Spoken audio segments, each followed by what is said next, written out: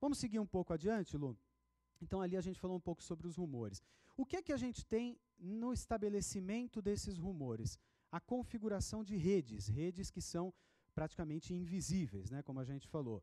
Agora, por que essas redes são importantes para nós? Primeiro, porque as verbas de marketing em qualquer empresa e nas escolas, pior ainda, porque não temos grandes verbas à disposição, essas grandes ou pequenas verbas de marketing não são o segredo para a geração de novos rumores. A gente não consegue, em geral, fazer isso através da verba de marketing. A gente precisa de algum testemunho, algum falatório possível entre as pessoas para que elas se comuniquem e criem esses rumores. Há uma questão importante, uma constatação que diz, há uma referência aqui para nós, de que uma edição do New York Times em um dia útil possui mais informações do que uma pessoa comum provavelmente receberia ao longo de toda a sua vida na Inglaterra do século XVII. O que significa dizer que a gente é bombardeado todos os dias por muita informação, muita mensagem, principalmente mensagem publicitária, que é o outro caso que a gente pode ver. Alguns especialistas em publicidade avaliam que cada cliente, cada um de nós, está exposto todos os dias, em média, a mais de 1.500 anúncios. Como é que a gente faz para filtrar tudo isso? Então, um dos filtros que a gente utiliza é aquele nas pessoas em quem a gente confia, o que as pessoas dizem a respeito destas empresas que anunciam produtos, serviços, enfim. Não obstante, a gente ouve os nossos amigos. Vamos seguir mais um pouquinho para ter ideia de por que essas redes são tão importantes. Algumas informações e as influências, de um modo geral, não são mais privilégio, como em outro momento foram, de alguns jornalistas ou daqueles que a gente chama de formadores de opinião, personalidades influentes, mas agora de milhares de clientes espalhados no mundo todo que expressam suas opiniões de forma igual. Ou seja, as informações, as opiniões são tão importantes hoje de qualquer consumidor quanto daqueles que são formadores de opinião. Mais um pouquinho para frente a gente vai falar sobre esses formadores de opinião.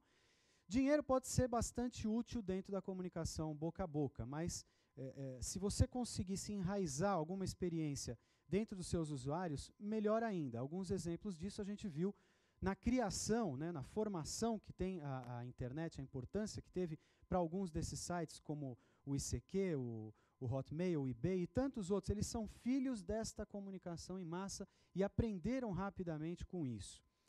Um dos exemplos, pode ir um pouquinho adiante, Lu, um dos exemplos concretos disso é o Hotmail. Ele alcançou a impressionante marca de sair de 0 a 12 milhões de assinantes em apenas 1 ano e meio, e ninguém viu por aí uma grande campanha de marketing do Hotmail. Ao contrário, o Hotmail passava de boca em boca e as pessoas iam fazendo a habilitação da sua conta e assim conquistando novos e novos clientes. Realmente são números impressionantes. Vamos seguir um pouquinho.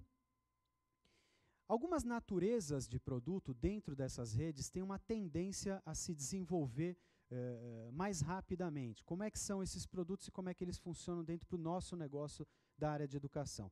Produtos mais empolgantes geram mais falatório. O que são produtos empolgantes? Se você escuta um determinado CD de uma banda que você gosta, de um cantor, uma cantora, enfim, tem uma tendência que você comente. Você vai a um espetáculo, a um show.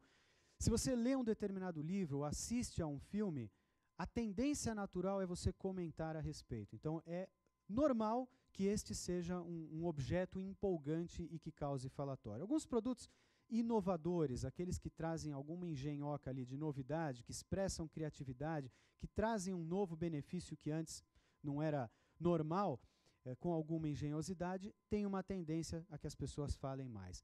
Produtos que são experimentados pessoalmente, que são possíveis de você dar o seu testemunho pessoal, tem uma tendência natural a falar mais. Exemplos disso: se você fica num determinado hotel, é bem tratado ou maltratado, viaja por uma companhia aérea, experimenta um determinado carro, você vai comentar isso com seus amigos, com seus parentes. Se você está lá na escola, você vai falar bem, você vai falar mal.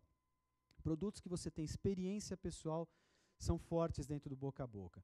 Produtos muito complexos, como o uso de software, principalmente na área médica, alguns dispositivos, em geral a pessoa não entende muito bem, então ela tem uma tendência a falar, até para dividir um pouco com outras pessoas. Isso é natural. Produtos muito caros, porque ninguém está disposto a dar um passo muito longo, muito distante, sem consultar outras pessoas. É difícil que isso seja feito sem que você comente com alguém.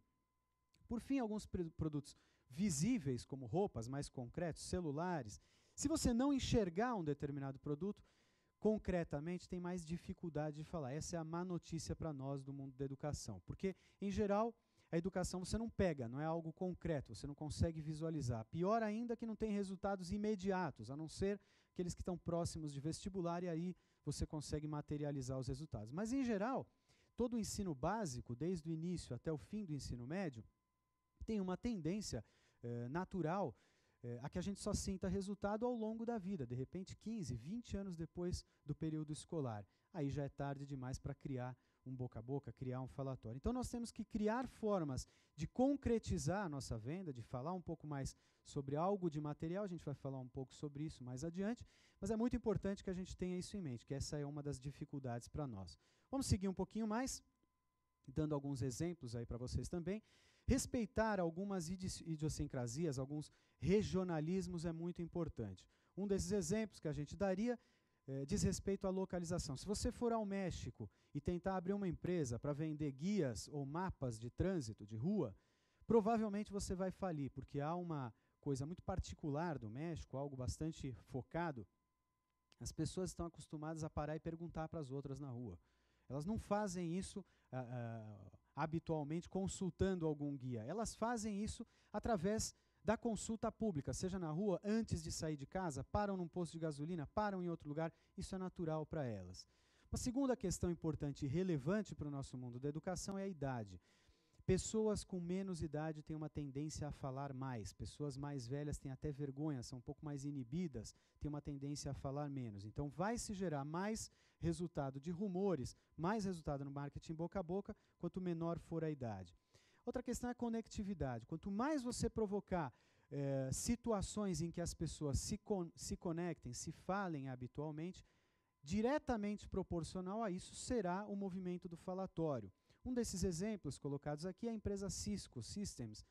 É uma empresa gigantesca, fatura alguns milhões de dólares por ano, vale alguns bilhões, e tem na figura do seu presidente, o seu CEO ali, uma figura interessante. Os clientes declaram, através de pesquisas, que ele é uma figura que trimestralmente visita os seus clientes, sejam eles grandes, sejam clientes pequenos, ele faz uma rodada para realmente escutar o seu cliente. Isso provoca muito falatório, as pessoas gostam de ser escutadas. Então, se você está lá na tua escola e se esconde na sala da direção, se você se esconde na sala de orientação, provoque mais esse contato direto com o seu cliente, com o seu usuário, com seus colegas, com o meio educacional em que você vive, porque a tendência natural, se você fizer isso, é gerar mais falatório, de preferência a teu favor.